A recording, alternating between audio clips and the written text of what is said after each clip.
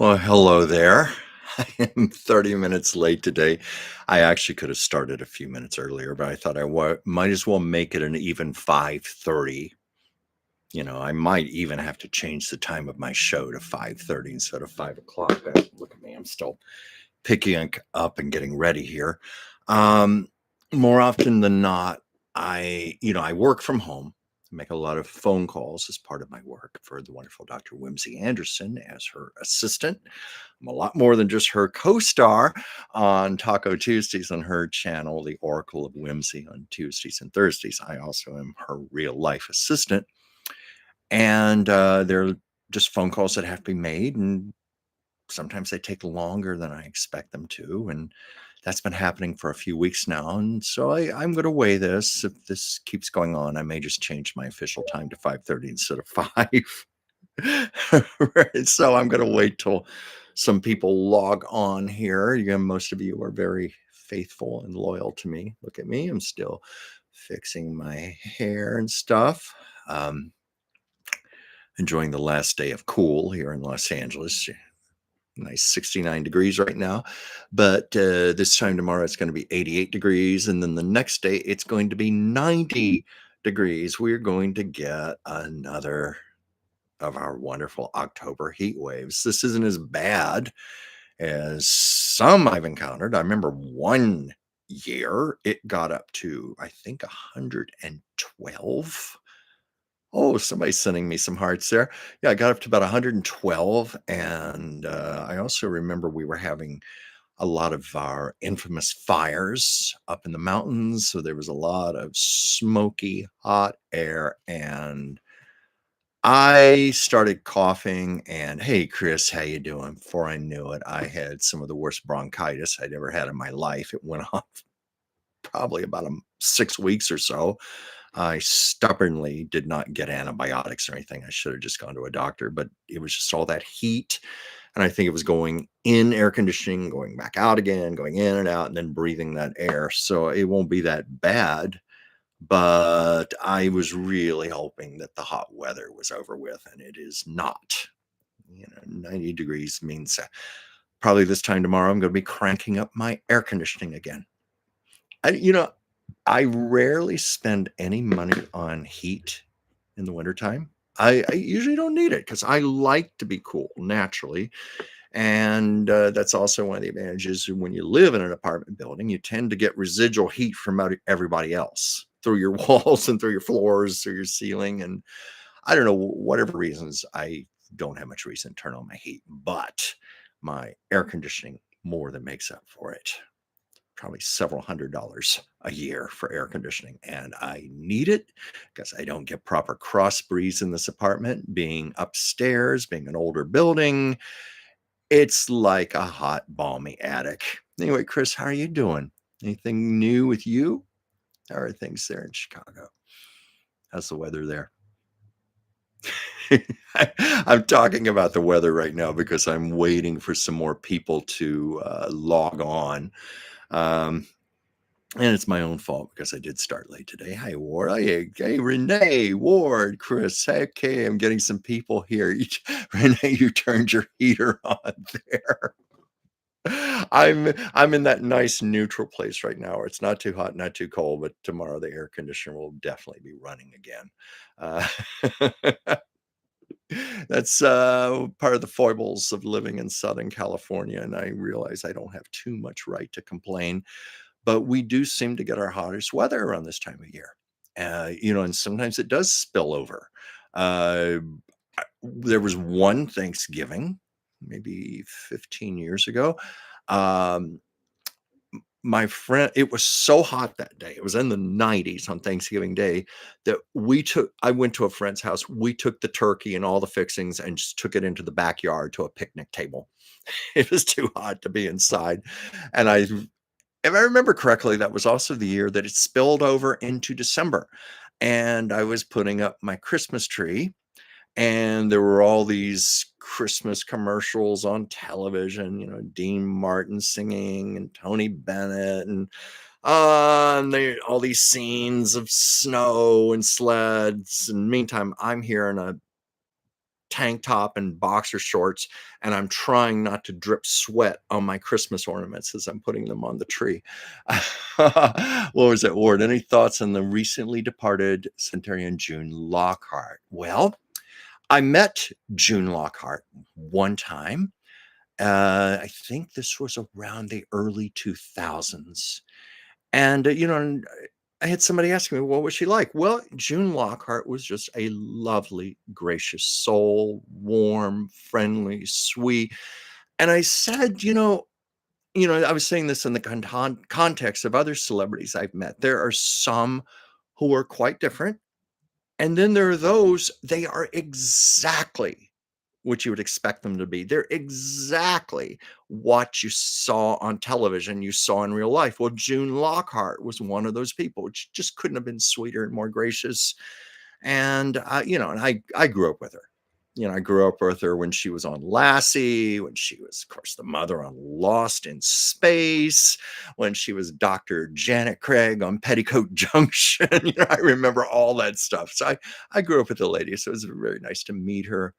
But what else can you say? I mean, when you live to be 100 years old, that's a big, bold, successful life. That's a life where you leave the earth waving flags and setting off fireworks and going, "Wow, what a journey I had." So, she had a good life from all indications. A good friend of mine in San Francisco was a personal friend of hers, and he, of course, adored her. And he wrote me and he said he was just devastated. He was so sad to lose her. Even when a person's 100 years old, it's sometimes it's not enough. Um, it was like Marsha Hunt, who lived to be 104. I got to meet her. She was the actress who was blacklisted during the McCarthy era, and she was amazing. Even at that age, her mind was so sharp and so together. I think about Olivia de Havilland, 103, Louise Reiner, who was 104. Somehow it still is not enough. Not enough. And we have Dick Van Dyke. Met him once. He's a lovely man. He's just got about another, let's see, his birthday, I think, is mid-December. So he's got about a little less than 2 months to the finish line. Well, I don't want to use the word finish line. I hope he'll be around for a lot longer, but he's going to turn 100. But anyway, that's my personal story about June Lockhart, for whatever it's worth. She was just a very nice, wonderful, lovely, gracious lady, just like what you saw on television. And I've said that about others. Dolly Parton, when I met her, exactly what you'd expect Dolly Parton to be. Jimmy Fallon, he's exactly the same as what you see on TV. Angela Lansbury is exactly the same. Carol Burnett. These are people, they don't disappoint when you meet them.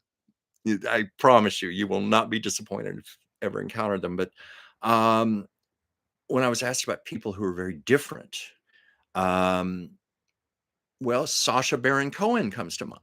The guy who played Borat, the movies, and he's known, frankly, for playing a lot of assholes, jerk characters like that.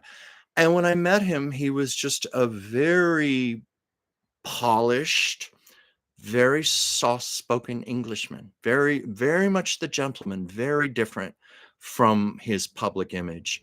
Will Ferrell is another one that comes to mind. Very bawdy, outrageous, comedic actor.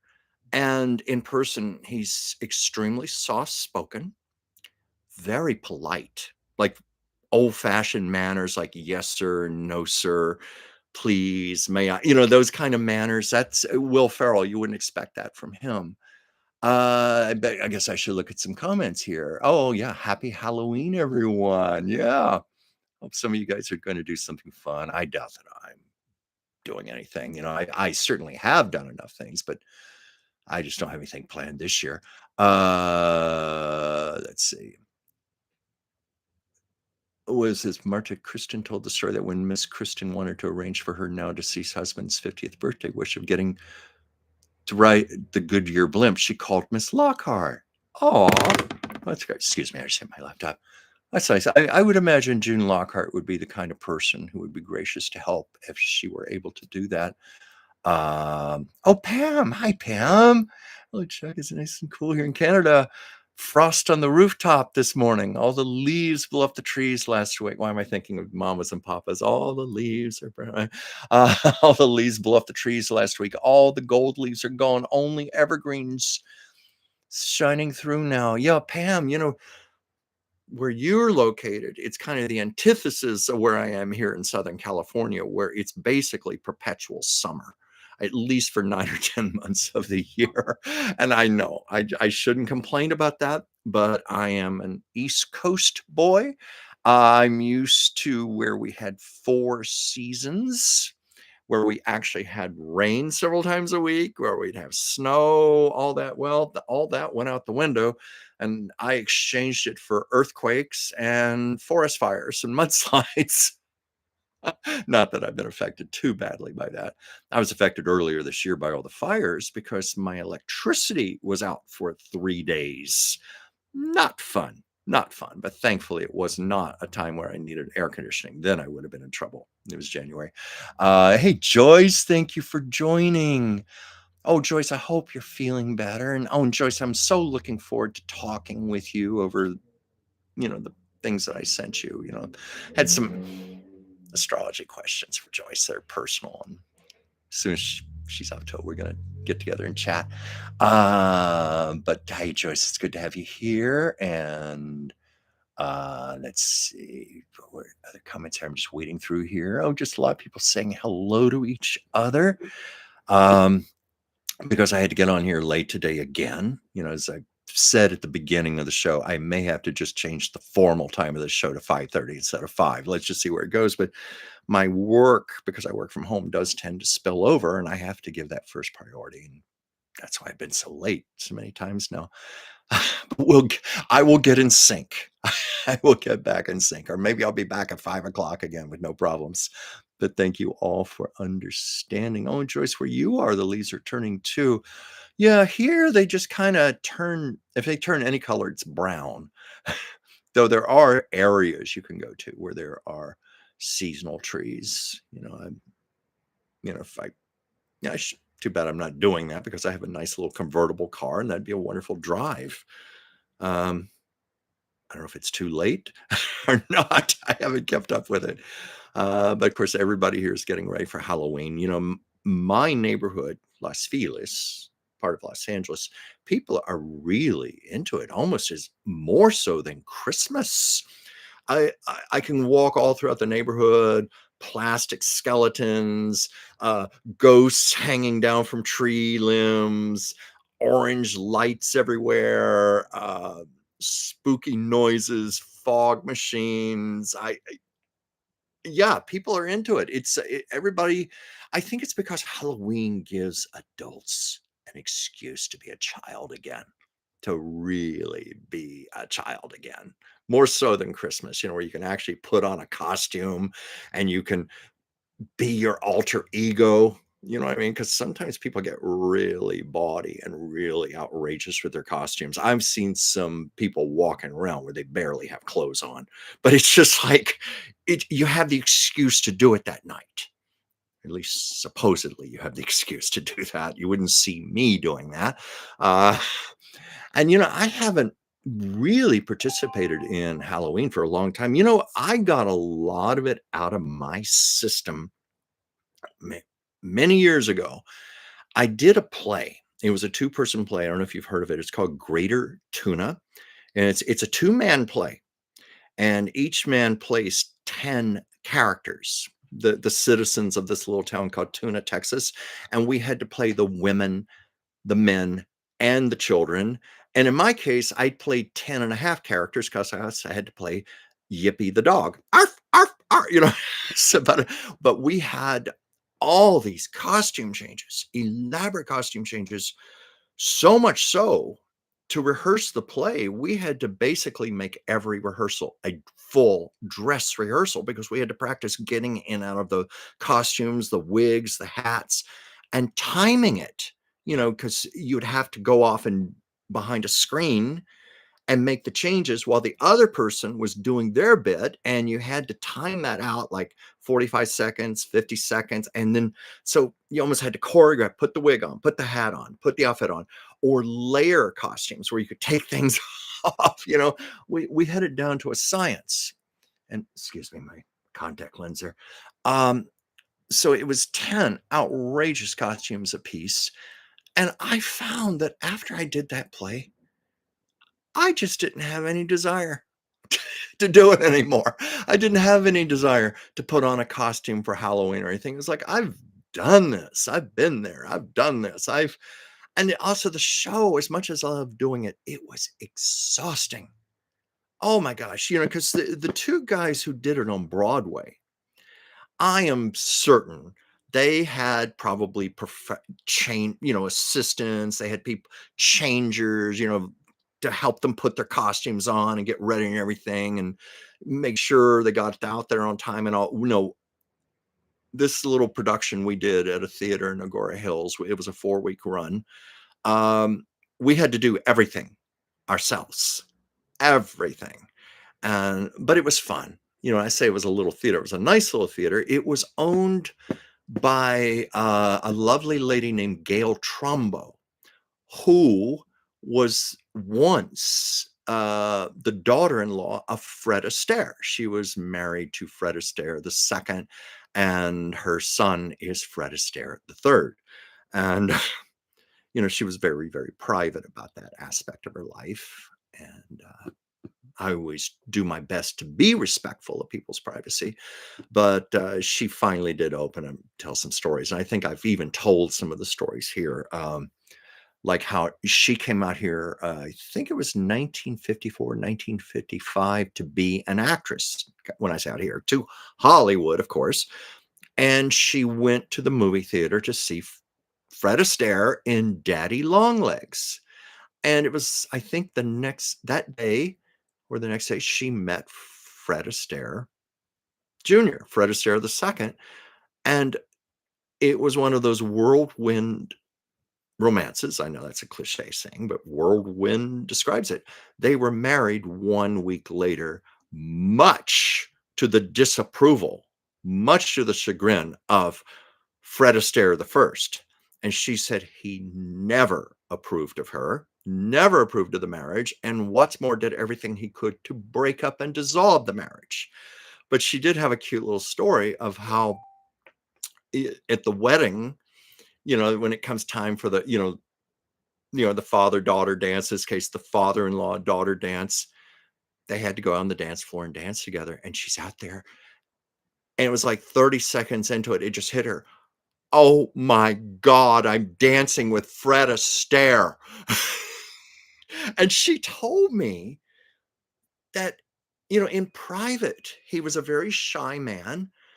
And I said, well, how was his dancing? And she said, well, it actually was rather unremarkable. It was like he was very shy. He was a little clunky, a little awkward. It might have been also because he was not happy about the marriage.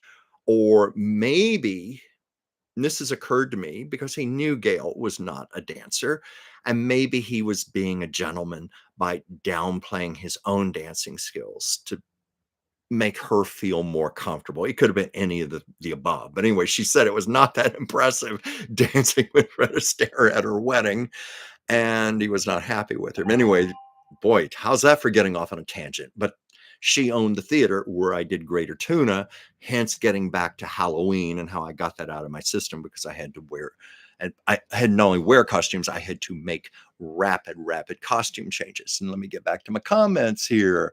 Oh yeah, Ward, you've heard the play uh, about Tuna, Texas, Greater Tuna. In fact, I think those two original stars even recorded it for HBO. They maybe 30 years ago or something, 25 years ago. And of course, they've revived it a number of times.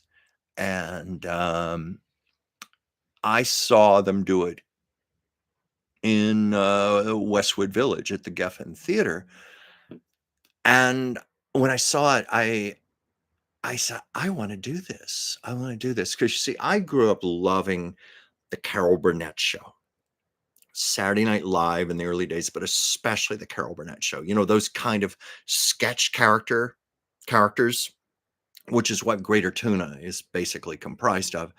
And so when there was the chance for me to actually do the play, it was a dream come true.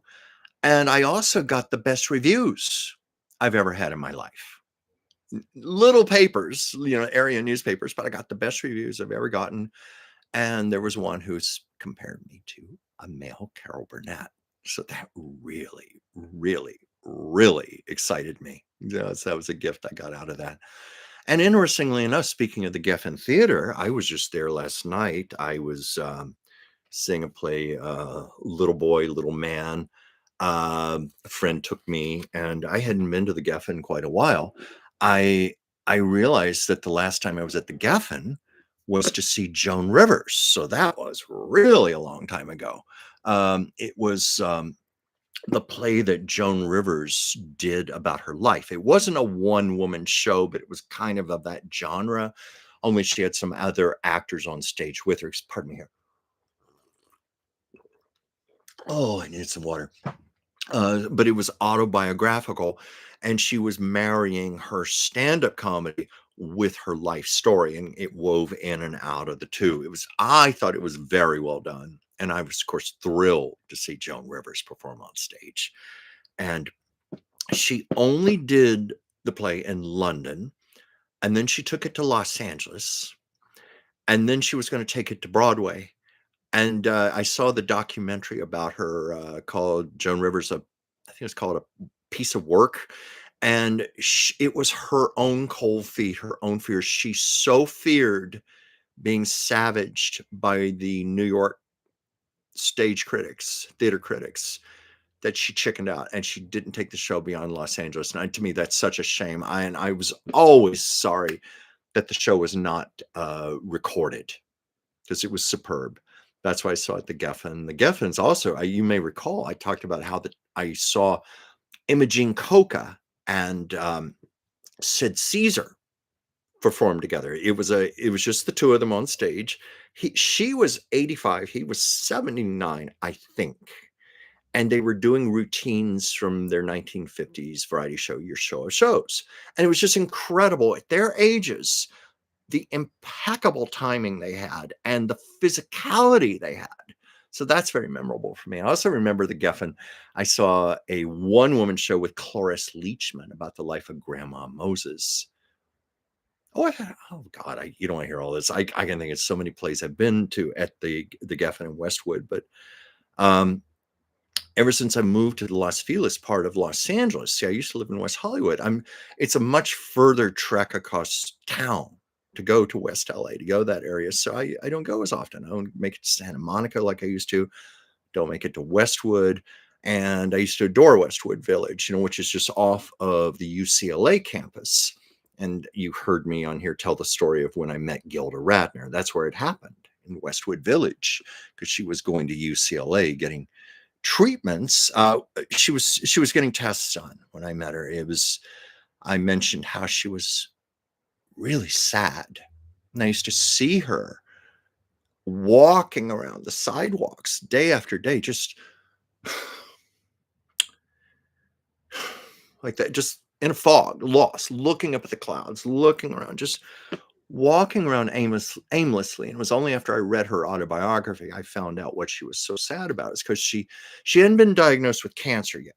That's what a lot of people assume I'm going to say. No, it was at that time she was going to UCLA hospital to find out why she couldn't conceive a child. She and her husband, Gene Wilder, wanted to be parents, and it was heartbreaking. And she was also going through Epstein-Barr, chronic fatigue syndrome symptoms. And it wasn't until about 6 months after I met her, she got her tragic cancer diagnosis. Apparently that ovarian tumor had been there for quite a while, and it went completely undiagnosed, even when they were testing her to see why she couldn't have a child. Just a great tragedy all around. Or the two players in my city were constantly talking while changing costumes and going back and forth to being different characters. That's what it was like when I did Greater Tuna. We had to, because when you're doing comedy, you've gotta you gotta keep that pace going, that rhythm going. That's why we had to rehearse so carefully, rehearse the costume changes, match it to what I would be doing or my scene partner would be doing, and so we could time it out. And I remember the beginning of the show, I must have had about 4 costume I layered like 4 costumes on top of the other.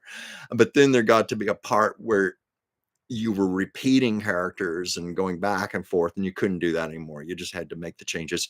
So we had a screen on stage. It was a minimalist stage, but we had a screen and a table and chairs, things like that, and we would go behind the screen to make our costume changes, and we had to have it down to a science. So we had all the wig stands lined up, the wigs, A, B, C, D, all the hats, one, two, three, four, coats, jackets, everything was carefully, carefully arranged so it could be grabbed, put on, put back. And we, wherever possible, we took out zippers and buttons and put in Velcro so we could snap them on really fast. And because it was where it was set in this little town in Texas, it was purposely supposed to be very tacky, over the top. So all of our costumes were polyester. I mean, like really bad polyester. I purposely, I did the costumes for the show. I went to thrift stores, Salvation Army, Goodwill, what have you, purposely looked for the most hideously ugly things I could find made of polyester, like garish colors and stuff. But the wonderful thing about polyester, it doesn't wrinkle. So we could wad things up and throw them down, not worry about them. You put them on, they'd just be all nice and wrinkle free. It was just incorporated into it.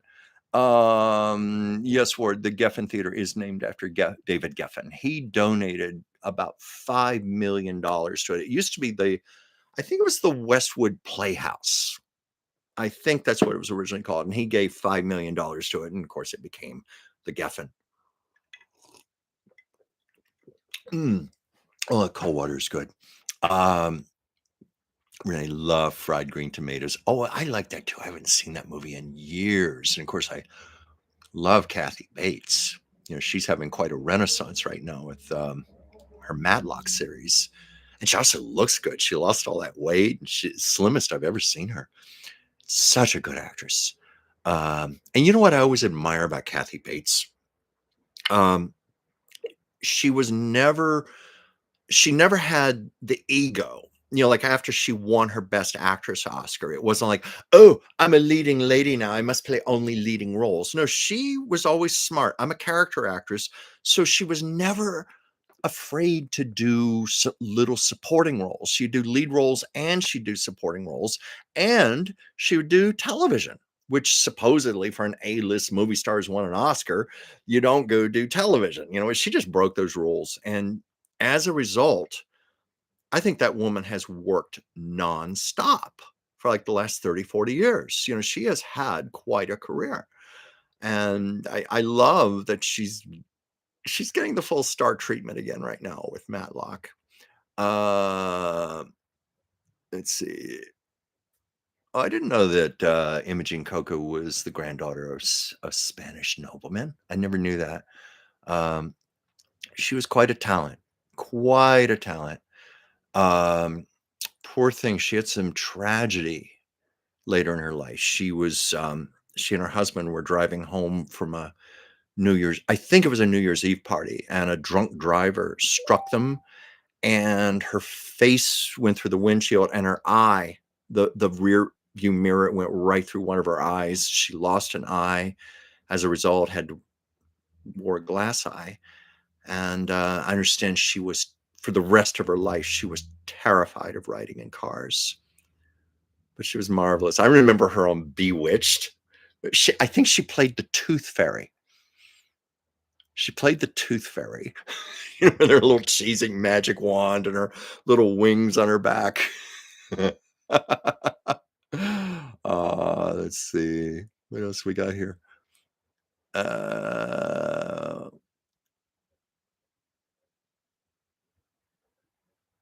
I like that mug much better than the coffee chain's mug. Oh, yeah.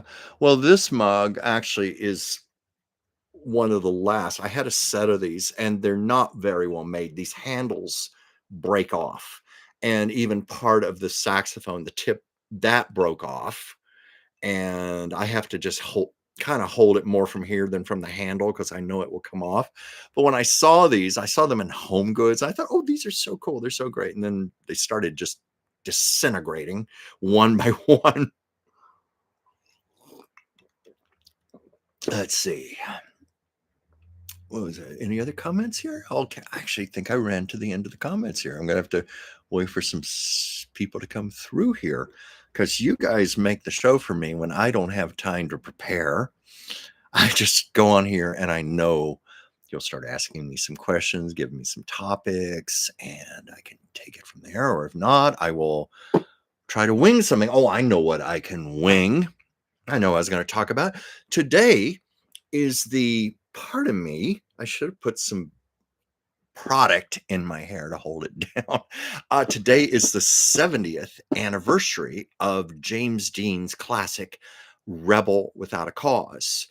And of course, the movie was released 4 weeks after he was tragically killed in his automobile accident on September 30th of 1955. Um, he completed the only movie he ever lived to see released in the theaters, and the only time he got to experience a taste of his stardom was East of Eden, which came out, I think it was around Easter time of 1955. And then that summer, he filmed Rebel Without a Cause, and then immediately started filming Giant. And he finished Giant about 10 days before he died. And of course, Rebel Without a Cause was released 70 years ago today. And then Giant didn't come out until 1956. So the movies were just sensational hits because James Dean had already become a very big star, regardless of anything, just because of East of Eden. But when he died at the very peak and pinnacle of his career, well, these two remaining movies just became almost like cult events. Uh, and I understand that Warner Brothers, even 2, 3 years after his death, they were still getting thousands and thousands of fan letters addressed to James Dean, still coming there. Um, but Rebel Without a Cause, I think they started filming that in around May of 55 in that area, roughly. And at the time, James Dean was living in a garage apartment just above the Sunset Strip. I drove up there once to look at it, and it still looks, I haven't been in there, but I saw the outside of it. It still looks pretty much the same. And a lot of people don't realize that, when he was making Rebel Without a Cause and Giant, he hadn't really come into big money yet, big stardom. It was just beginning. And I think I said this on the show a week or two ago that James Dean had signed with Warner Brothers one of the first ever $1 million contracts. And of course, keep in mind, that was in 1955 dollars. $1 million was a lot more money. And it was to do 10 movies. Sadly, that never happened. I know that, forgive me, I'm repeating a story I told recently, but I told about how the James Dean family didn't have that much money. Jimmy, as they all called him, I mentioned on here that nobody called him James. I was in Fairmount. I talked to Marcus Winslow Jr., his first cousin. I talked to a couple people in their 90s, went to high school with him. Everybody said, no, he was Jimmy. We always called him Jimmy. James was like his formal theatrical name. So he was Jimmy. And Jimmy didn't leave that much money to them. He didn't have that much. And it was a few years later, they were in a lot of trouble. They were about to literally lose the farm. And there was a lawyer from Los Angeles who flew to Fairmount to talk with Marcus Winslow Jr. And this was quite a revolutionary idea at the time. He said, have you ever considered licensing the image of James Dean? Hence, licensing for things like posters, T-shirts, dolls. any kind of merchandise. Well, anyway, needless to say, it brought in millions of dollars to the James Dean family, and I'm sure Jimmy would have been thrilled. He loved his family so much. I learned that when I was in Fairmount. I got to cut through a lot of the fallacy of his legend, the bad boy, the rebel. I heard more stories of the sweet, good-natured farm boy who really loved his family. And that's why I said here, I used to think it was a shame he wasn't buried out here in LA. And when I saw for myself, when I visited his grave, which was about, I guess, maybe half a mile down a country road from the farm, that's where he's buried, a little tiny cemetery. I thought he's buried exactly where he should be, near his family, near his hometown. That I realized that he loved a lot more than I ever knew. Um, the people I talked to who went to high school with him had some fascinating things to say, though. Um, Jimmy Jimmy liked to mess with people, put it politely. There's a vulgar term I won't use here, but he liked to mess with people's minds, and he liked to get reactions. And Jimmy, being the great actor he was, he could cry tears on cue. He could just make tears run down. So he would sometimes run into a person on the sidewalk and start crying hysterically just to get a reaction out of somebody. And the person I spoke to said that sometimes in Fairmount, people would be walking down the sidewalk and see him and would turn around and walk away. He had that kind of reputation about him. He was quite a prankster. And I told him Marcus, his cousin, they were raised as brothers together under the same roof. And Marcus, when I asked him, did Jimmy ever talk about going to Hollywood, being a movie star? And Marcus said, never. He never told us any of that. He kept that secret. The only thing we knew about Jimmy was that he was an artist. In his room, he loved to draw and paint, and he loved to sculpt, particularly with modeling clay. But he never gave an indication that that's what he wanted to do. It wasn't until after. Well, I told on here that he won a public speaking contest and went to the district championship there in Indiana. And after high school, he went to New York to pursue an acting career, and then it was obvious from there. Um, but what was this here, Ward? Sure, sure, sure. Do you think Brando would have had the career he did had Mr. Dean not been tragically killed? Oh, absolutely. Because you got to remember, Marlon Brando was long established before Jimmy Dean. Oh, Brando, I think, had already won his first Academy Award. I think Brando won his first Oscar was at 55, I think. 1955. That would have been spring of 55, the Oscar awards. Jimmy died fall. So he was already a Best Actor Oscar. He already had like Streetcar Named Desire, The Wild Ones. He was very much a movie star. He had already established his image. So I don't know that James Dean had that much effect on Marlon Brando. I think if anything, it was the other way around. Uh, James Dean was notorious for trying to imitate Brando. Also, he was known for imitating Montgomery Clift to a degree. In fact, I think James Dean said, in one hand, I have Marlon Brando, the other hand, I have Monty Clift, and in the middle, you have me giving the middle finger going, F you. That was a quote attributed to him. But yeah, but I do know, and this was in Marlon Brando's autobiography, that he used to get annoyed with Jimmy Dean because Jimmy was always trying to be friends with him and calling him up on the phone and stuff. And Brando was kind of like, leave me alone. Leave me alone.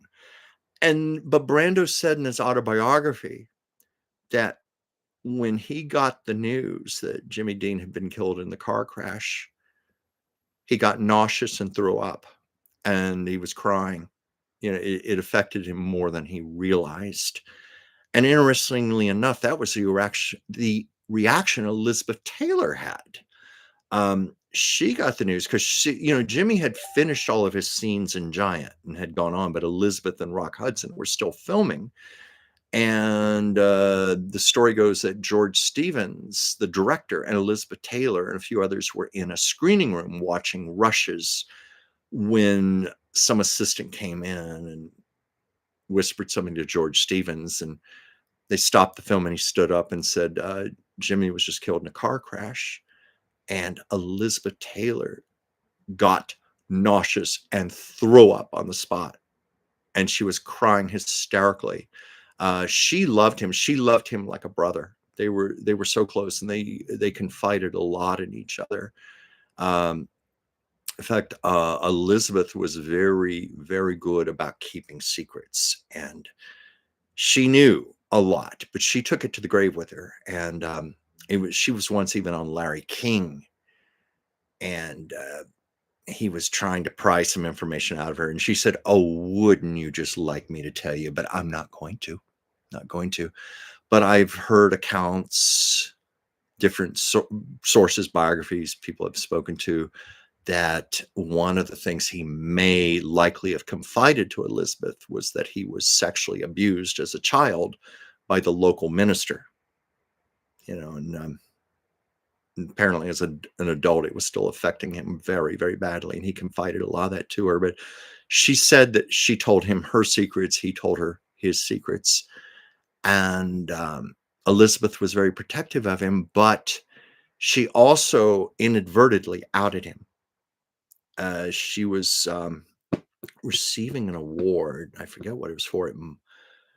But I saw the video of it. And I remember when it happened, how the press picked up on it. But she said, I want to thank the gay men who have positively reinforced and guided my life. And she, of course, mentioned Rock Hudson, Roddy McDowell, Montgomery Clift. And then she said, and James Dean. And then I don't think she realized what she had just done. And the press the next day said, oh my God, Elizabeth Taylor just outed James Dean. Whatever. I spoke to her, I told the story. I knew her assistant, one of her assistants, and he was going to arrange a lunch for Elizabeth and myself. And that never happened because it was the last year of her life. She was very ill. She had congestive heart failure, some other issues. She was going to Cedars-Sinai quite a bit to see her doctors. And where I was working at the time was a block from her favorite restaurant. It was one of her favorite restaurants. So a little restaurant called Hugo's on Santa Monica Boulevard. And excuse me, they had pardon me, please. They had she even had her own table. It was kind of in the back, kind of out of the way, but people didn't bother her, and she always loved to go there. And because I worked a block away, the assistant said, oh, well, when Elizabeth and I come there for lunch, we'll call you because she'd love to meet you. I think I told the story about how she was once lived in my home state of Virginia, and she campaigned for John Warner for the Senate on a tour bus, and she came to my little town, and I was telling him to tell her about that, and she wanted to meet me, which I thought that was so sweet. And he, apparently she was a down-to-earth woman, but I've also told the story. I was also coached about how to behave. He said she's very European when it comes to table manners, and like know which knee to put your napkin on, know how to, your knife, your fork, your glass, know how to use everything. Be, really brush up on your etiquette, table etiquette. He said, do not talk while everyone is eating. She was very about you're silent while you eat, and then you resume conversation. And he coached me, do not ask her about her husband's or private life. And I said, of course, I wouldn't do that. But I was surprised. And he said, now don't talk about her movies. She's sick to death of being asked about that. And I was like, but I want to ask her about A Place in the Sun and Butterfield 8 and Cleopatra. He said, no, don't do that. Don't do that. You'll really turn her off. And I'm sorry, I'm repeating stuff from last week, but he said, just talk about life with her. And I remember I told the story about my mother's little diamond ring, my little tiny quarter carat diamond ring. He said, "Oh, she will talk about any diamond. She loves diamonds." But I didn't get to meet with Elizabeth because of her health issues. But the assistant told me about that, about when she accidentally outed James Dean. And he said she took to her bed because she was a very emotional woman. And he said she was just heartsick, like, "Oh, what have I done? What have I done?" But it was a mistake of the heart, and I'm sure Jimmy would forgive her now. I'm sure I'm sure he would. But they did love each other very much. Um, yeah. Now, Ward, what does IRRC mean? I'm so sorry, I don't understand that. You said IRRC, Miss Taylor wouldn't talk about her personal life or movie career. Well, I think it's just she was tired of talking about things like that. And you know, because I have met in my 40 years in LA, I estimated at least 500 celebrities. And I had to learn early on about celebrity etiquette, not to gush too much, to just be very to the point, be very direct, and be very, very sincere because stars like that, they have BS meters. They know when you're lying to them, they know when you're being fake. So be very, very sincere, but be brief and to the point. And because I made a few mistakes in the very beginning when I first moved out here. Uh, I've told the story of meeting Gilda Radner. I gushed too much over Gilda. "Oh, Gilda, I love you. I love you." All that cringe now. But she was very nice to me. And I also gushed a little too much when I met Sissy Spacek the first time. But she was one of the first movie stars I'd ever met in my life. But I quickly learned, really dial it down with your celebrity. So I would normally not ask personal questions or ask about their career unless it was something sincerely important to me. Like Carol Burnett and the Carol Burnett Show. You bet your life I talked with her. Natalie Schaefer played Mrs. Howell on Gilligan's Island. I spent a whole 30 minutes talking about Gilligan's Island with her, but Natalie Schaefer was she was okay with it. It's I think she was like 89 years old at the time. She embraced the fact that Gilligan's Island was the most famous thing she ever did. That's what people were interested in. And she was fine. She was fine about talking about it. And she loved when a fan would be genuinely interested in her and what she had to say. So that was the vibe I got from her. It was just like a year ago, I got to have lunch with Kathy Garver, who played Sissy on Family Affair. Very, very sweet lady, very nice. And it was with a friend of hers, mutual friend. That's why we were having lunch together.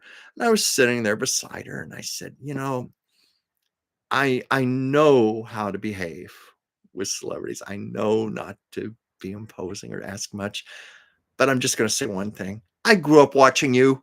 I grew up with Family Affair, and the little boy part of me, my little inner child, is so excited to be sitting beside you right now. And she was like, she loved it. She was wonderful. And she was the one who opened up and started talking about Family Affair and telling me a lot of the inside stories about the show and um like how much she adored Brian Keith. She was saying, the amazing thing about Brian Keith was I didn't know that he had once been a Marine, a very macho, tough Marine. But yet at the same time, if you watch that show, he could be so tender and so sweet and such, even though he's the Uncle Bill, he was like the father of those children. And he just did so with such compassion and love. And she was talking about that. She said that's who he was in real life. Very macho, masculine as can be, the Marine, but he had such a tender side to him. And she said that was so rare to find in a man. And she said that's what made him so perfect for that role of Uncle Bill.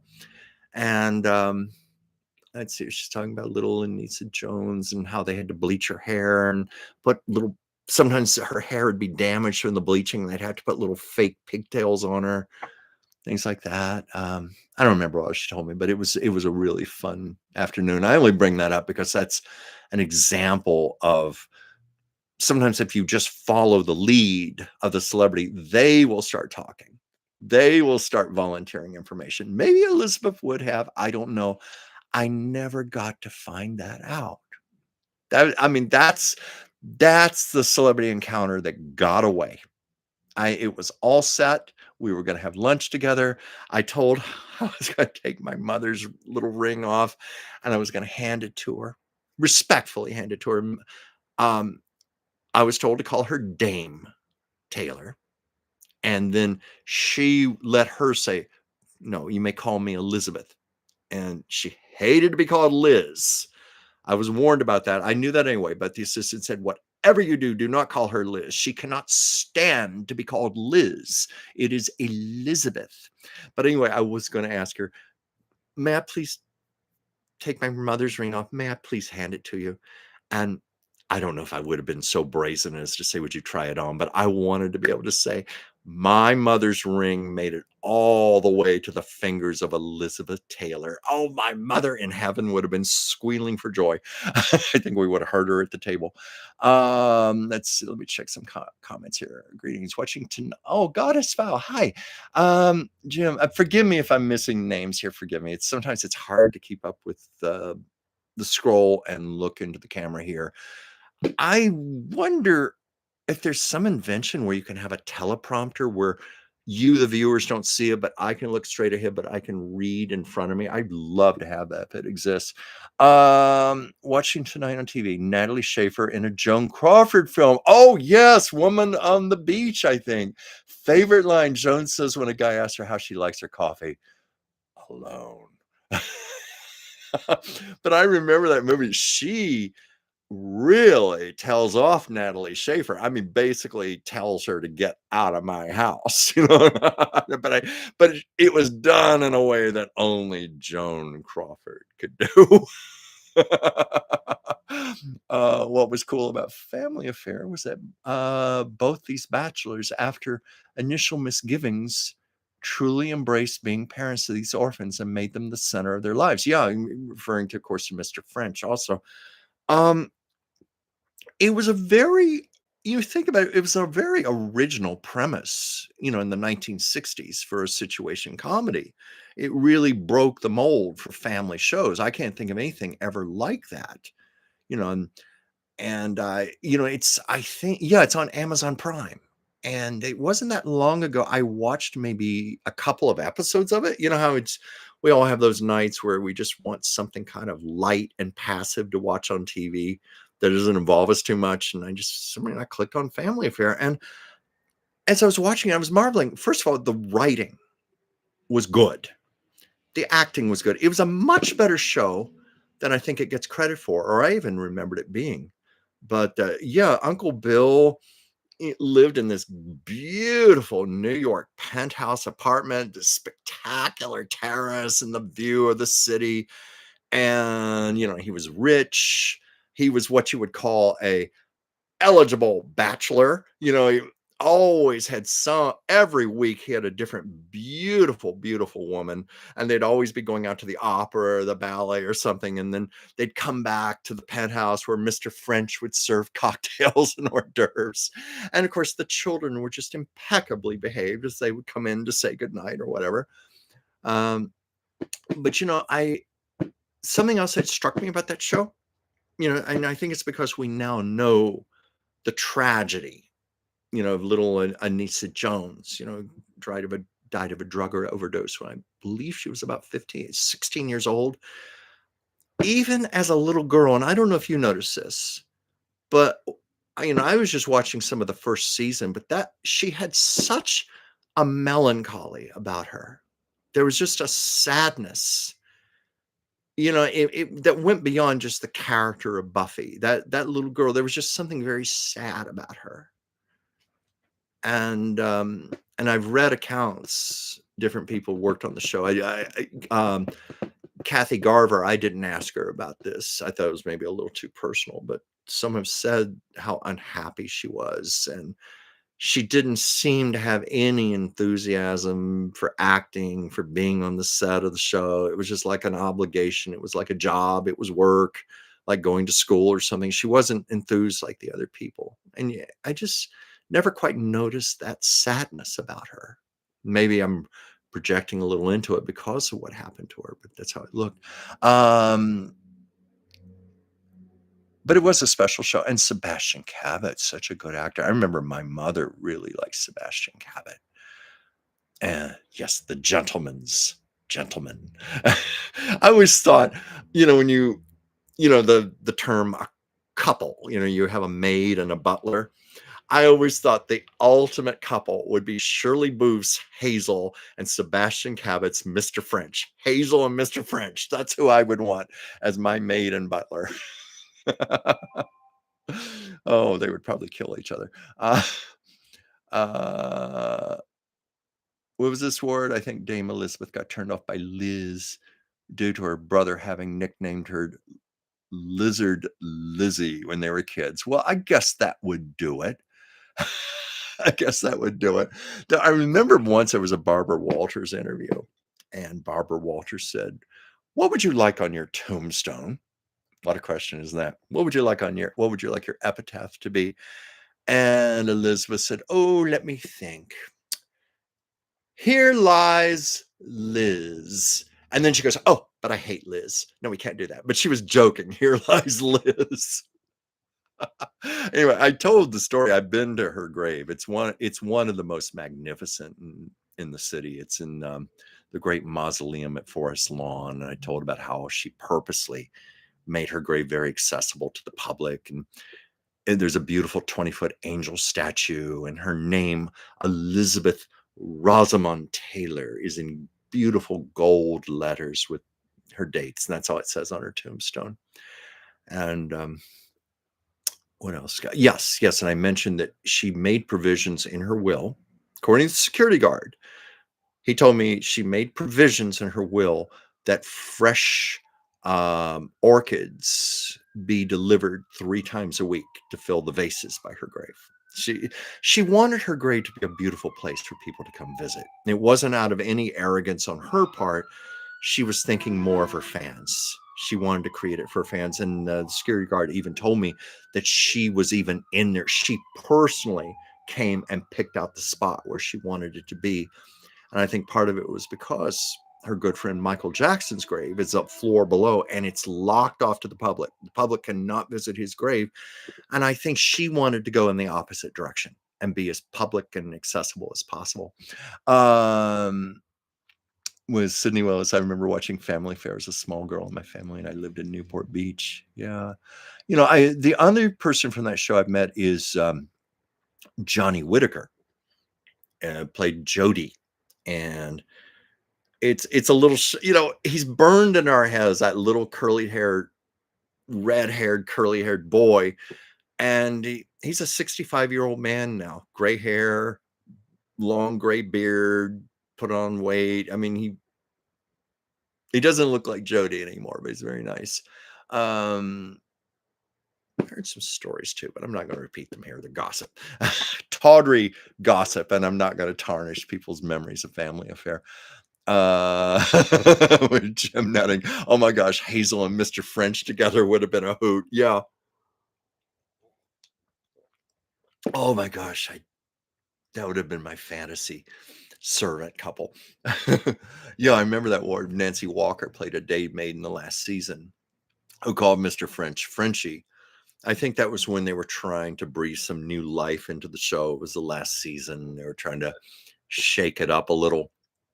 And Uncle Bill thought Mr. French could use some assistance, and that's why he hired the maid, much to the protest of Mr. Frenchie. Yeah, let's see any other comments here. And of course, the wonderful Nancy Walker. My gosh, what a privilege it would have been to have worked with her. I'm sorry now when I met with uh, Kathy Garver, I didn't ask her about Nancy Walker. Didn't think about that at the time. Um, What was this? Mr. Whitaker said that a few days after Brian Key's death, he was in a near fatal car crash, but he heard Mr. Key's voice say, "Johnny, duck, cover, roll," which he did and saved him from being hit. I believe that. I'm a very big believer in that. I get those, I get that all the time, I hear. And that would have been so like Brian Keefe to have wanted to protect him. Kathy Garver more or less implied that he was in real life a lot like he was on the show. He was very caring and protective. In fact, it was after Family Affair, about 3 years later, Brian Keith had a new show on NBC. I think it was called, I forget what it was called. They later changed the name to the Brian Keith Show. And Brian Keith was very worried about Anissa Jones. He saw the signs. She was becoming a young teenager, getting into trouble. And he offered to have the writers of his show create a role for her and for her to be on the show with him. And she turned him down. But Brian Keith said afterwards he felt he might have saved her life if he could have gotten her on the show, and he could have been there to have influenced her more. But I think I'd heard that story about the car crash, but I forgot about it. Thank you for reminding me of that. Andy, oh yeah, Andy, we mentioned June Lockhart. I was saying how I met her about 20 years ago. Very, very sweet lady. Just as I said beginning the show, she was just exactly in real life what you would have expected her to be, just like she was on television. Very, very gracious, very classy, very warm, sweet. Yeah, first subject. So I'm just repeating that, but I'm glad I got to meet her that one time. And of course she was on Petticoat Junction, and I was reading about that. B. Benaderet, of course, who played Kate Bradley, she died of lung cancer, I think not too long before the final season.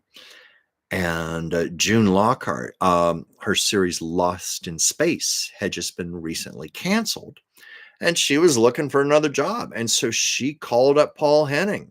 And she heard, you know, what had happened to B. Benaderet, and they were looking for another, shall we say, an actress of a certain age to be kind of like the pseudo matriarch on the show to the Bradley girls and everything. She threw her own hat in the ring and said, "Why don't you hire me? Hire me. I'm available. I'm not working right now." And that's how she got the job. Let's see, where's some comments here. I meant to tell you that I saw the interview with Lisa Harrison on the Waltons, and she had some interesting stories about Miss Corby. Was that by chance Judy Norton?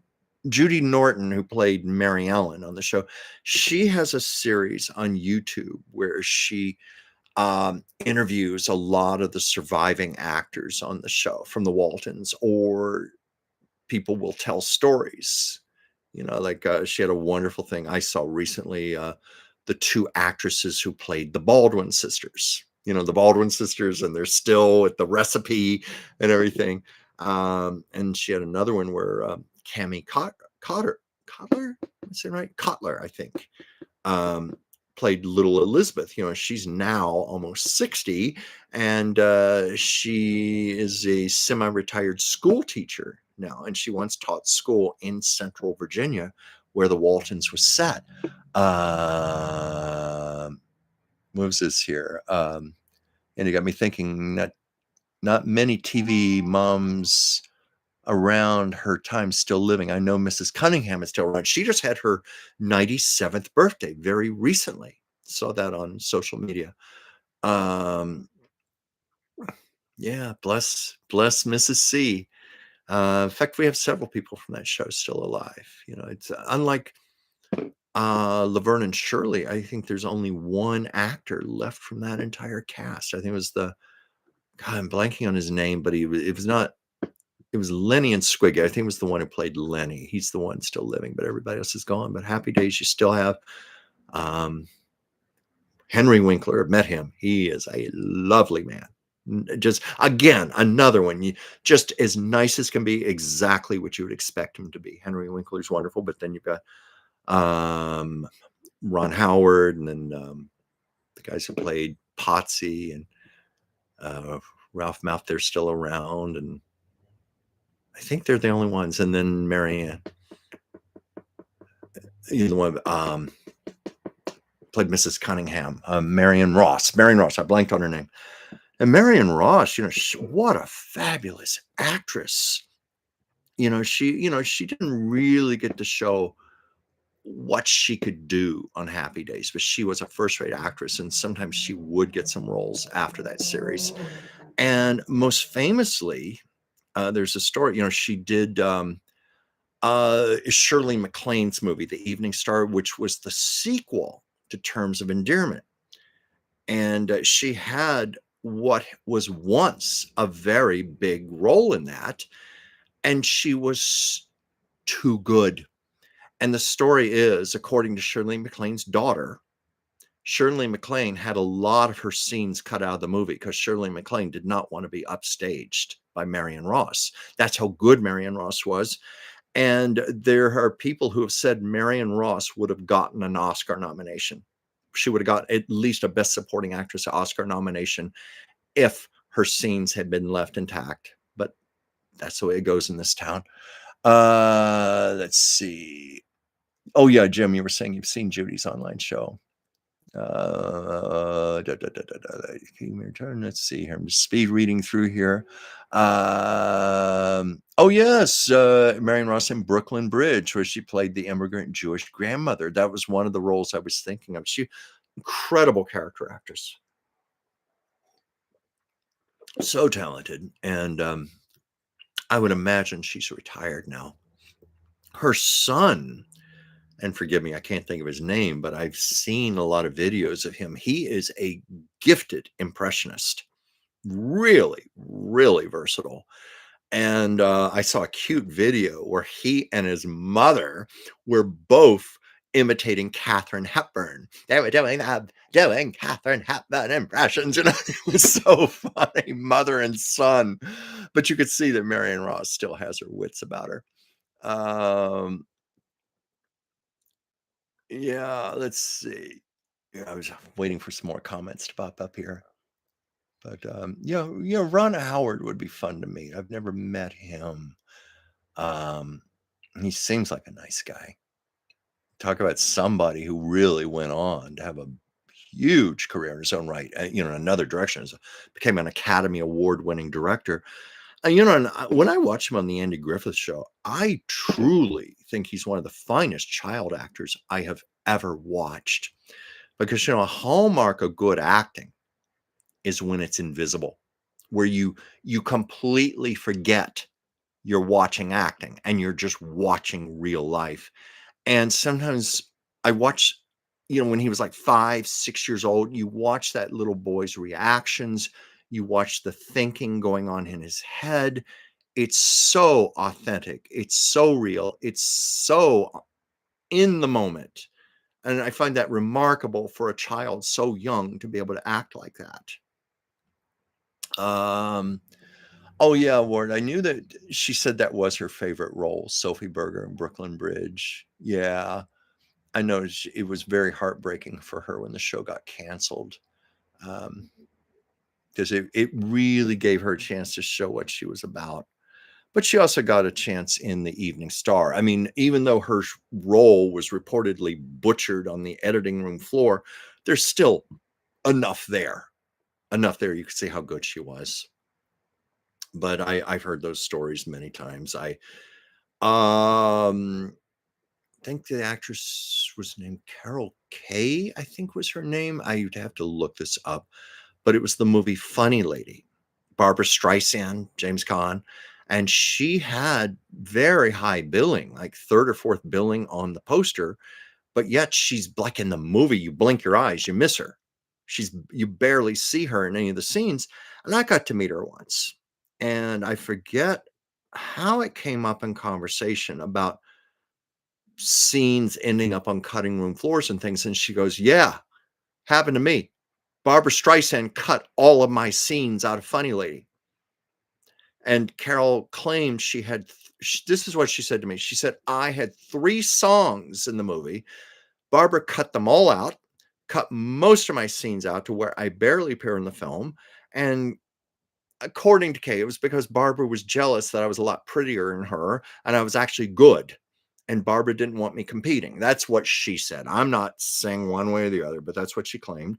And of course, there is the story of Funny Girl where the same thing happened to Anne Francis. Literally, the same thing happened to Anne Francis because you see the movie, she has high billing. She's got a few scenes in it, more than Carol had in Funny Lady, but not that much of a role. And it's famous that Anne Francis said Barbara Streisand cut all my scenes out, and it was enough where she almost, I think she considered suing over it. She was so upset about it. I don't know if there was any kind of out of court settlement or something, or how it was addressed. But many times stars have to look out for their own images and they don't want competition. Um, I had a story with Marlo Thomas and that girl, um, an actress that I was close with. She told me um, she was 18 years old at the time, and she had a little guest role on That Girl. And of course, and she said, I was 18. I was blonde. I was cute. I was sexy. I was adorable." She said, "I couldn't help it. I was 18 years old." Well, anyway, she was on the set and she was all made up and her hair was done and everything. And they were waiting for Marlo to report. And according to my friend, Marlo Thomas walked on the set, took one look at her, and she said, "I'm not coming back until she's gone." And she turned around and walked back to her dressing room. And the assistant director had to come up to her and say, "We are so sorry. Look, we're going to pay you. We will pay you, but we're going to have to let you go. We're going to have to recast the role. Marlo doesn't want to work with you. We're terribly sorry." So she got dismissed because Marlo Thomas didn't want a cute young blonde thing standing next to her to compete with her. Because I think Marlo was like 31 or 32 or whatever. Marlo was beautiful, but she was, I guess there was just that insecurity a lot of stars have. They can't have competition around them. And yeah, Ward, I've told that story about Barbara Eden and the Ann Southern. And it was I met Barbara Eden about 3 years ago. It was at an event in Pasadena, and I have a replica of the genie bottle that I gave to Barbara Eden to take a Sharpie marker, and she autographed it for me. She held the bottle, wrote Barbara Eden, and then she wrote underneath that in quotation marks, "Genie." So it was so cool. Just the fact that she held the bottle, that made it like a real bottle. But she did a Q&A beforehand, and she was talking about her early career. And I think she said her second ever job was, well, she was classy. She didn't say who the actress was. So she didn't say the Ann Southern show. She just said it was a situation comedy with an actress who had been a movie star and now she was in her 40s and older. And Barbara Eden said she treated me so bad. She was so mean to me. There'd be times I just run off and cry. And Barbara had class, but I got out my phone and I looked it up and I thought, "Oh, Ann Southern. It was Ann Southern who was the bitch to you." And Barbara was telling the story that her third job, I hope I have this correct, her third job was I Love Lucy, with Barbara Eden. I mean, with Lucille Ball, of course. And Barbara Eden said she was terrified after her experience with Ann Southern. And, because Lucy was a much, much bigger star than Ann Southern. And Barbara Eden was scared to death that it was going to happen again. And she was trying to be on her best behavior. And they were rehearsing, and I think they were rehearsing with the dress she was going to wear on the show. And when they were done, Lucy said, "Hey, come over here." And Barbara was like, "Uh-oh. Yes, Miss Ball, come over here." "Do you like that dress you're wearing?" And Barbara's like, "Well, I" she didn't even get to finish saying. Lucy said, "Take it off. Take it off and hand it to me. Take it off and hand it to me." And Lucy took the dress, went to her dressing room, and for the next week, hand sewed beautiful little sequins and rhinestones and had like one of those rhinestone guns. And she made the dress spectacular.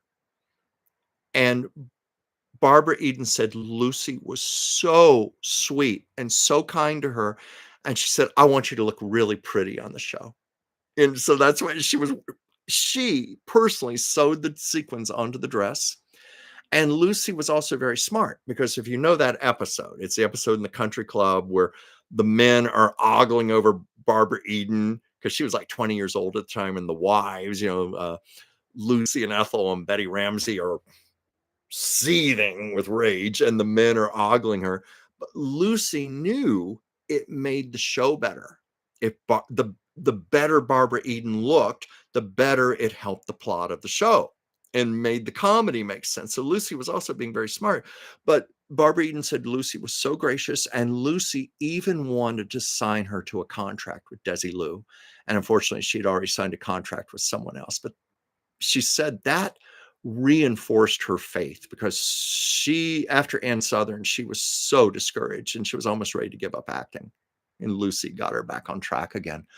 Uh, my big regret when I was at that Q&A, I didn't stand up and say, "Miss Eden, would you say your famous line from the show?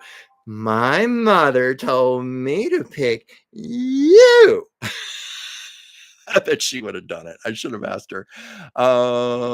Yes, and that's true. Ward Beseaton is the last cast member of I Dream of Jeannie. And Barbara Eden is now 94 years old, and she looks incredible. Oh my goodness, how good she looks. She still looks like Jeannie. And I'm glad I got to meet her.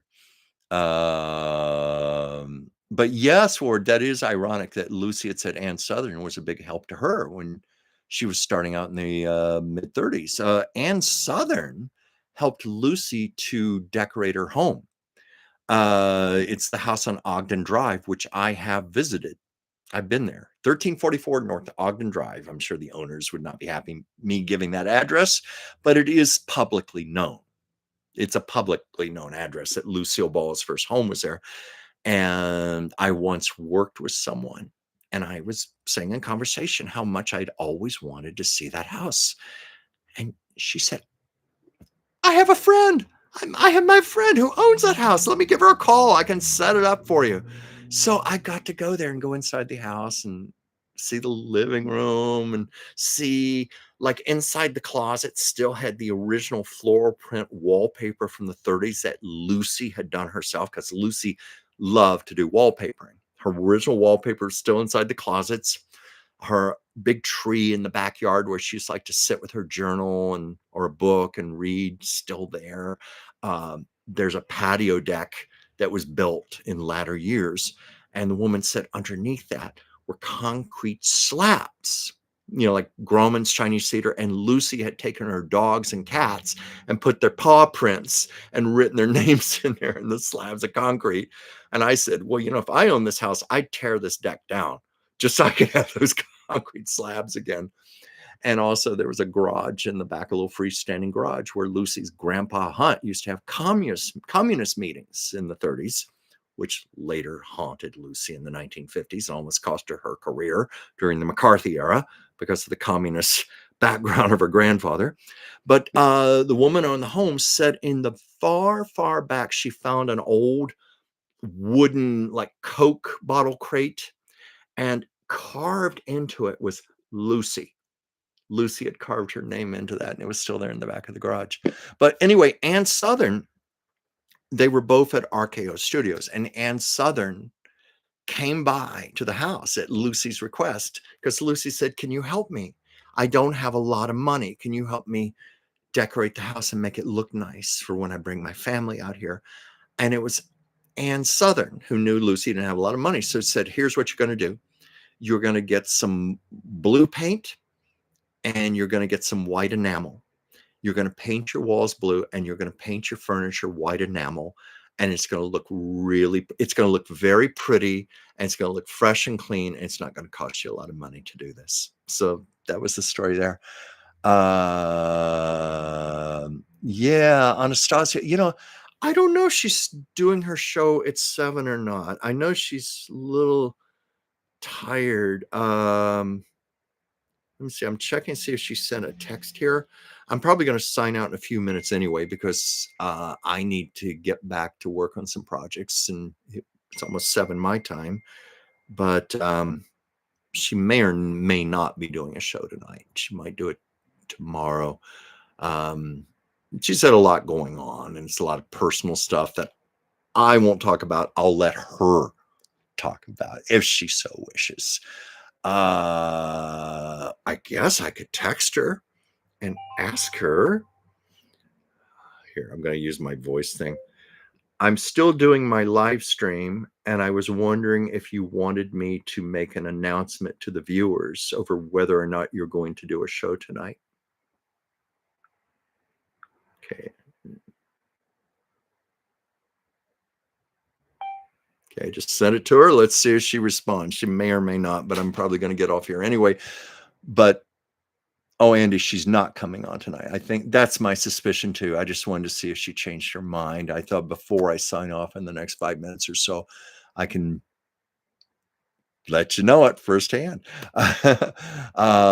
Before I go, have you ever heard of Vivian Vance and her childhood friend Louise Brooks ever reconnected as adults? No, you know what? I do know they both came from Cherry Vale, Kansas, but I've never seen any reports that they ever knew each other, even as children.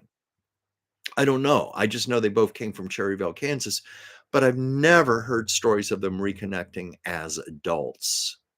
I'm sorry I don't have any more information there for you. Yeah, I see several people here saying no show from Anastasia tonight, and that's probably what she will tell me here, or I'll probably get a text from. Oh, it says here she read it, so she may send a text saying, "Chuck, you know perfectly well I'm not doing a show tonight. I've told you that already, but I just thought I'd ask." Since I can relay it. What's this here? No, I cannot go live tonight. But if you can, could you please call me when you're done? Love you. Okay. So that's what I'm gonna do. Looks like we're gonna have a private live stream because I'm gonna call her after the show. She wants to talk about something, and I'm sure she will be back soon enough. So maybe they were friends as children in Cherryvale. Louise was primarily known as a silent star, but she did do some sound films in the 30s, and I was struck by her. There was just that regional dialect from Kansas, and I couldn't help but notice how much it sounded like Vivian Vance, her own regional dialect. So that would have made perfect sense. Or I'll tell Anastasia you're all sending her good wishes. She'll appreciate that a lot. And I'm sure she will be back soon enough. And but anyway, I'm going to sign out here myself, unless one of you has something to ask us. It's 6:55, and I'm in the middle of reorganizing my home. I mentioned that last week. Always one of those things that seems simple in theory, but the actual execution is far more difficult. I still, outside of camera range here, have file boxes and crap everywhere, still sorting through it, still throwing out stuff, still making piles to donate. What do I want to keep? What do I take to the storage unit? Any of you have ever done this, it's not fun. I know we're supposed to try to find ways to make it fun. I'm thinking of that wonderful Japanese woman, the organizational expert, where you hold the item up and say, "Does this give me joy? Does this give me passion?" And I remember someone on The View or somebody was talking about that and said, "Yeah, I guess that means I'm going to throw away all my bills and throw my brassiere away." You hold it up, but um even then, I tend to vacillate, and sometimes I have made mistakes and thrown away things that I wish I had not done. Like I've learned, people tend to project their own opinions, like, "Oh, you don't need that. Throw that away. That's trash. Get rid of that. Get rid of that." And I'm like, "No, I'm listening to me. I'm not listening to you. I'm going to listen to myself. If this is something I have a reason to keep, I'm going to keep it." But anyway, that's another story. Um,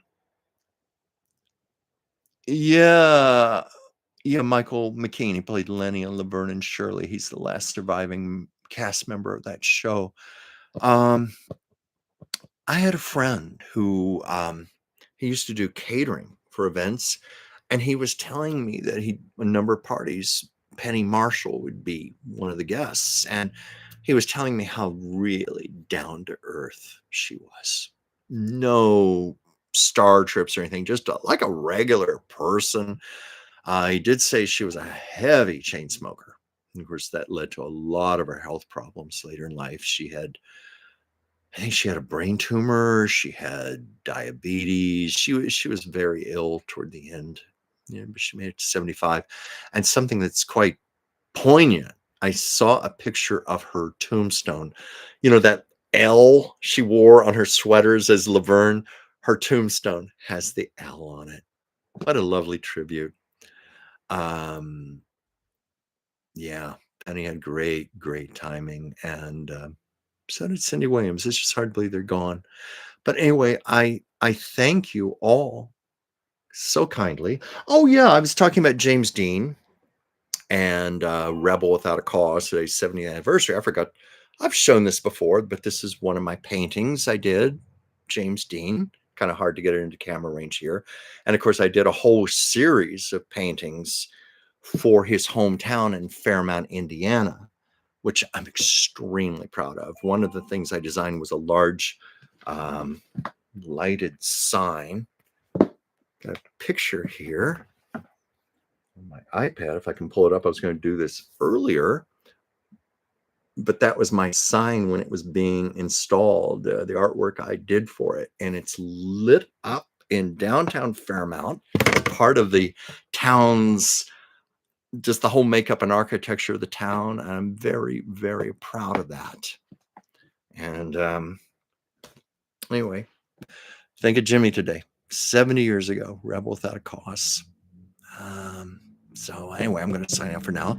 And of course, I do the Oracle of Whimsy channel Tuesdays and Thursdays with my dear, dear friend, Dr. Whimsy Anderson, ND, naturopathic doctor.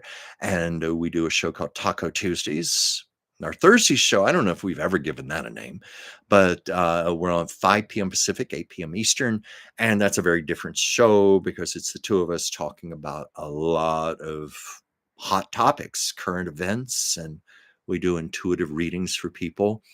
And if you feel like it, check us out because it's a good show. I have a much bigger audience there than I have for this little tiny show here. But you guys are wonderful. You always turn out for me. You're faithful. Can always count on you, and it means everything to me. So thank you. Um, I will say goodnight for now. Maybe I can have this thing shaved off next week. I meant to do this today and I got too busy. So I will see you next week. Same place. As far as time goes, anywhere between 5 and 5:30. I'm honestly trying to do 5 o'clock and it just hasn't been working out. So if that's the case, I might have to switch to 5:30 because I want to be fair to all of you and not keep you hanging and have a proper appointed time. But let's see if I can make 5 o'clock. Okay, so yes, Ward, current events. Yikes. Yikes is just the word for it because to do Whimsy's show, I have to do my homework. That's one of the things I have to do tonight. Um, Part of my preparation, I have to listen to a lot of news podcasts. I always read the New York Times, the Washington Post, LA Times. I look for what's on the internet, USA Today. I just spend Monday night and most of Tuesday cramming because I never know for certain what we're going to talk about. And of course, there's always my big fear of being the deer in the headlights. Well, Chuck, what do you think about this? And I'm like, that's the worst nightmare. So I try to be prepared. I try to have notes on my iPad in front of me that I can glance at quickly to bail myself out of situations and um see, you know, what opinions I do have, and I find I often do. It's hard not to have opinions right now, and um fortunately most of the people in that show are like-minded, so I don't have to worry about being politically incorrect. But it's a fine line to walk, and it's like I talked about on here on this show. I once got harassed and bullied because I dared to express some political opinions, someone I was doing volunteer work for, and yes, it was Kamala. I was doing volunteer work for her, and I even did a piece of artwork, and I auctioned it, and I was just shocked, some of the nasty comments, and it was my good administrators, Joyce and Pam, who blocked a lot of those people and saved the day for me. But anyway, we talk a lot more freely on Whimsy's show. That's the way it's structured. So I thank you very much, and I'm going to say goodnight for now, and I will see you next week. Bye.